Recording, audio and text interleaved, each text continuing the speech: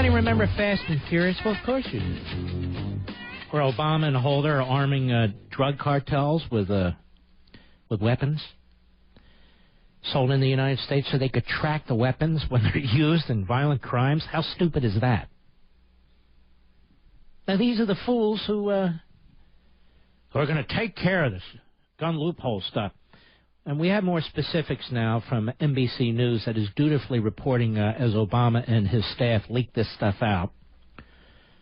Here's the headline. Listen to the Praetorian Guard here. President Obama pushes to increase gun buyer background checks. Really? Oh, that seems like common sense reform. Obama directed federal agencies today to carry out a series of steps to reduce gun violence. See how they write what's told to them?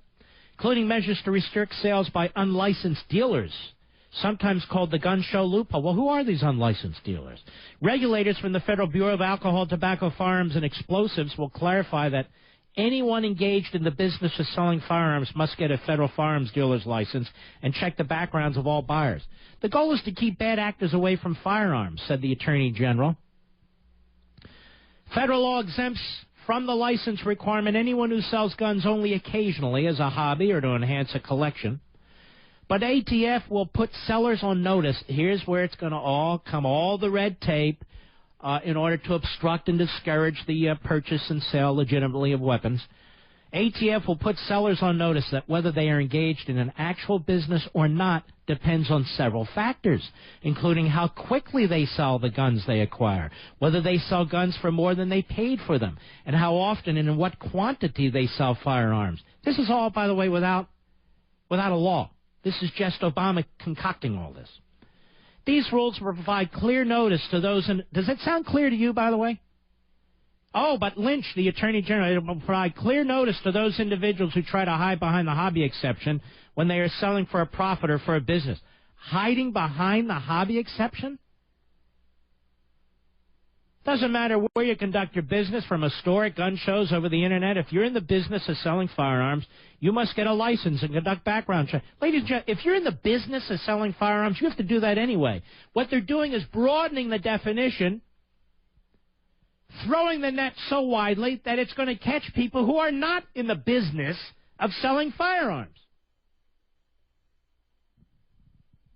This is a backdoor attempt to intimidate people.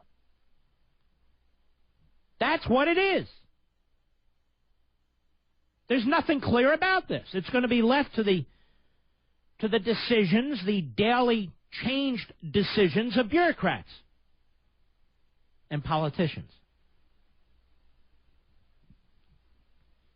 Shameful. Shameful. And the Attorney General, who's a political hack out there pressing the case without any statutory basis. None. Without any statutory authority whatsoever. Oh, no court's going to strike this down because they're corrupt too. That's why. This is why people are angry. Whether it's this case or whether it's social issues like marriage or whether it's immigration, the left wins. The left wins whether you elect liberals or not. The left wins whether Republicans are elected or not. It's a court led by a Republican Chief Justice who upheld Obamacare. It's a court with a Republican Justice Associate Justice, 5-4 decision on same-sex marriage. It's the courts that are doing this, regardless, Republican, Democrat, whatever. And then we're told you got to follow stare decisis. That is, the case law. Precedent. Well, wait a minute. It's been bastardized. Doesn't matter. Doesn't matter. This is the agenda. We have a living, breathing government. Remember Woodrow Wilson? Obama with his pen and his phone? But they're not thugs. No. They're not thugs. The thugs are in Oregon.